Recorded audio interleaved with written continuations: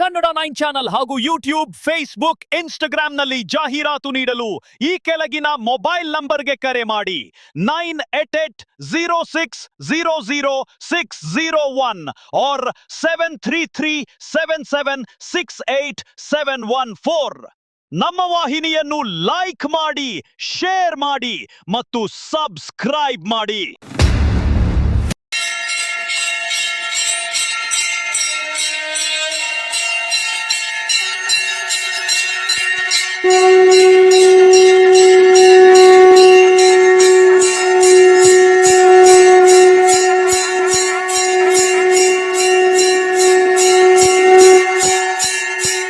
ಹೊಯ್ಸಳರ ಕಾಲದ ದೇವಾಲಯಗಳಲ್ಲಿ ಒಂದಾದ ಅರಳಬರಗೂರಿನ ಲಕ್ಷ್ಮೀ ಚನ್ನಕೇಶವ ದೇವಾಲಯದಲ್ಲಿ ನವರಾತ್ರಿ ಆಚರಣೆಗೆ ಹಾಸನ ಜಿಲ್ಲಾ ಶ್ರೀ ವೈಷ್ಣವ ಸೇವಾ ಸಭಾ ವತಿಯಿಂದ ಚಾಲನೆ ಸಿಕ್ಕಿದ್ದು, ಮೊದಲ ದಿನದ ಪೂಜೆ ವಿಜೃಂಭಣೆಯಿಂದ ಜರುಗಿತು.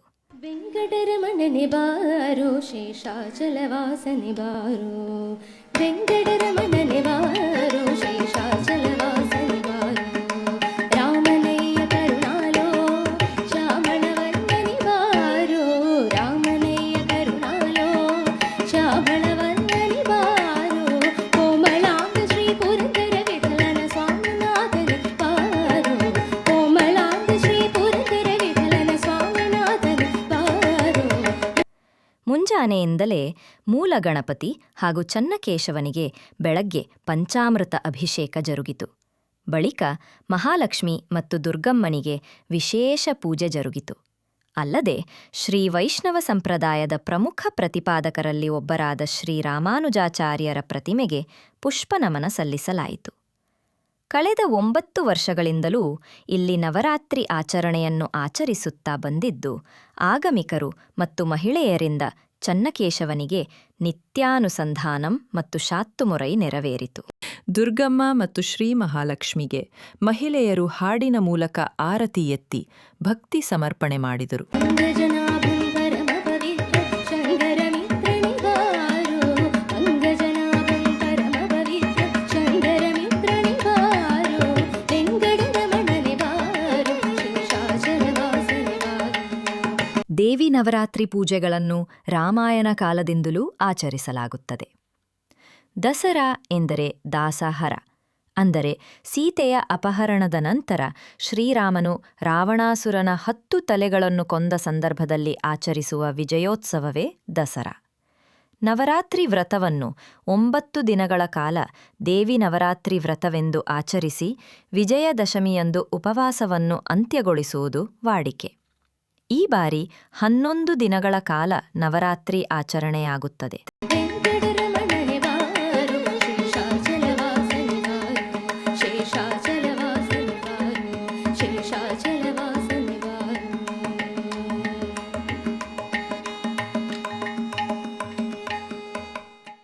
ಈ ಸಂದರ್ಭದಲ್ಲಿ ಮಾತನಾಡಿದ ಶ್ರೀ ವೈಷ್ಣವ ಸೇವಾ ಸಭಾದ ನಿರ್ದೇಶಕ ವಜ್ರಣ್ಣ ಮಾತನಾಡಿ, ಶರನ್ನವರಾತ್ರಿ ಅಂಗವಾಗಿ ನಾಡಿನ ಜನರ ಒಳಿತಿಗಾಗಿ ಕ್ಷೇತ್ರದಲ್ಲಿ ಚನ್ನಕೇಶವನಿಗೆ 11 ದಿನಗಳ ಕಾಲ ವಿಶೇಷ ಪೂಜಾ ಕೈಂಕರ್ಯಗಳು ಜರುಗಿದ್ದು, ಶ್ರೀ ವೈಷ್ಣವ ಬಂಧುಗಳು ಪ್ರತಿನಿತ್ಯ ಆಗಮಿಸಿ ದೇವರ ಕೃಪೆಗೆ ಪಾತ್ರರಾಗಬೇಕು ಎಂದರು.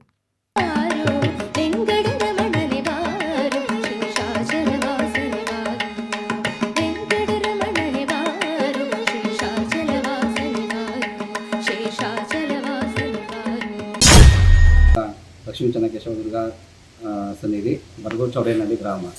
ಈ ಗ್ರಾಮದಲ್ಲಿ ಇಂದಿನಿಂದ ನವರಾತ್ರಿ ಪೂಜಾ ಕೈಂಕರ್ಯಗಳು ಪ್ರಾರಂಭವಾಗಿರೋದ್ರಿಂದ ಎಲ್ಲ ವೈಷ್ಣವ ಭಕ್ತಾದಿಗಳು ಈ ಕಾರ್ಯಕ್ರಮವನ್ನು ಸದುಪಯೋಗಪಡಿಸಿಕೊಡಬೇಕಂತ ತಮ್ಮಲ್ಲಿ ಈ ಮೂಲಕ ವಿನಂತಿ ಮಾಡಿಕೊಡ್ತಿದ್ದೇವೆ. ಪ್ರಥಮ ಕಾರ್ಯಕ್ರಮ ಇರೋದ್ರಿಂದ ಇದು 9 ದಿನಗಳ ಒಂದು ಕಾರ್ಯಕ್ರಮ ನಡೆದು 10ನೇ ದಿನ ನವರಾತ್ರಿಯ ಕೊನೆಯ ಒಂದು ಕಾರ್ಯಕ್ರಮ ಮುಕ್ತಾಯವಾಗುತ್ತದೆ.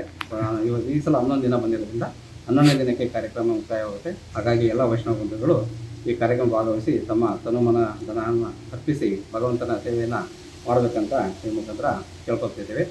ಈ ದಿನ ಪ್ರಥಮ ದಿನ ಆಗಿದ್ದರಿಂದ ಶ್ರೀ ಚನ್ನಕೇಶವ ದೇವರಿಗೆ ಮತ್ತು ದುರ್ಗಾಂಬ ಮತ್ತು ಲಕ್ಷ್ಮೀ ದೇವರಿಗೆ ಅಭಿಷೇಕ ಕಾರ್ಯಕ್ರಮವನ್ನು ಕೈಗೊಂಡು ಶಾತುಮರೆ ಪೂಜಾ ಕೈಂಕರ್ಯಗಳ ಮುಖಾಂತರ ಎಲ್ಲ ಒಂದು ವಿಧಾನಗಳ ಮುಖಾಂತರ ಕಾರ್ಯಕ್ರಮವನ್ನು ಮಾಡಿ ಪ್ರಸಾದ ವಿನಿಯೋಗ ಮಾಡಿ ಬಂದಂಥ ಭಕ್ತಾದಿಗಳಿಗೆ ಲಘು ಉಪಹಾರದ ಪ್ರಸಾದವನ್ನು ವಿನಿಯೋಗ ಮಾಡಿರ್ತೇವೆ. ಪ್ರತಿದಿನ ಇರುತ್ತೆ ಸರ್? ಇದೇ ರೀತಿ ಪ್ರತಿದಿನ ಇರುತ್ತೆ. ಯಾರ್ಯಾರು ಈ ಕಾರ್ಯಕ್ರಮ ಮಾಡಿಸ್ಬೇಕಂತ ಇದ್ರೆ ಅವ್ರು ಈ ಕಾರ್ಯಕ್ರಮ ನಡೆಸ್ಕೊಂಡು ಹೋಗ್ಬೋದು. ಭಕ್ತಾದಿಗಳು ಯಾರು ಬೇಕಾದ್ರೂ ಬರ್ಬೋದು. ಶ್ರೀ ವೈಷ್ಣವರು ಈ ಕಾರ್ಯಕ್ರಮ ನಡೆಸ್ಕೊಂಡು ಹೋಗ್ತಿದ್ದಾರೆ. ಎಲ್ಲ ನಮ್ಮ ಹತ್ರ ಲೀಸ್ಟ್ ಕೊಟ್ಟಿದ್ದಾರೆ, ಇಂದಿನ ದಿವಸ ನಾವು ಪೂಜೆಯನ್ನು ಮಾಡಿಸ್ತೀವಿ ಅಂತ ಹೇಳ್ಬಿಟ್ಟು. ಅದ್ರ ಜೊತೆಗೆ ಬೇರೆ ಭಕ್ತಾದಿಗಳು ಬಂದರೂ ಸಹ ಕಾರ್ಯಕ್ರಮನ ನಡೆಸ್ಕೊಂಡು ಹೋಗ್ಬೋದು. ಇನ್ನು ದೇವಾಲಯದ ಪ್ರಧಾನ ಅರ್ಚಕರಾದ ಶೇಷಾದ್ರಿ ಮಾತನಾಡಿ, ಇಂದಿನಿಂದ ನವರಾತ್ರಿ ಪ್ರಾರಂಭವಾಗಿದೆ. ಇಂದು ಬೆಳಗ್ಗೆ ಕ್ಷೀರಾಭಿಷೇಕ ಮತ್ತು ಪಂಚಾಮೃತ ಅಭಿಷೇಕ ಜರುಗಿದವು. ಸಾವಿರಾರು ವರ್ಷಗಳ ಇತಿಹಾಸವಿರುವ ಈ ದೇವಾಲಯದಲ್ಲಿ ಕಳೆದ 9 ವರ್ಷಗಳಿಂದ ನವರಾತ್ರಿ ಆಚರಿಸಿಕೊಂಡು ಬರುತ್ತಿದ್ದು, ಭಕ್ತಾದಿಗಳು ತಂಡೋಪತಂಡವಾಗಿ ಆಗಮಿಸಿ ದೇವರ ದರ್ಶನ ಮಾಡಿ ಪುಣ್ಯ ಪಡೆಯುತ್ತಿದ್ದಾರೆ ಎಂದರು. ಧಾನ್ಯಲಕ್ಷ್ಮಿಗೆ ನೀವು ಧೂಪ ದೀಪ ಹಚ್ಚಿರೆ, ಕನಕಲಕ್ಷ್ಮಿಗೆ ನೀವು ನೈವೇದ್ಯವದೆ, ಅರಿಶಿನ ಕುಂಕುಮ ಹಚ್ಚಿ ಮಾಲೆ ಹಾಕಿರೆ, ಆದಿಲಕ್ಷ್ಮಿ ದೇವಿಗೆ ಆರತಿಯ ಎತ್ತಿರೆ, ಅರಿಶಿನ ಕುಂಕುಮ ಹಚ್ಚಿ ಮಾಲೆ ಹಾಕಿರೆ.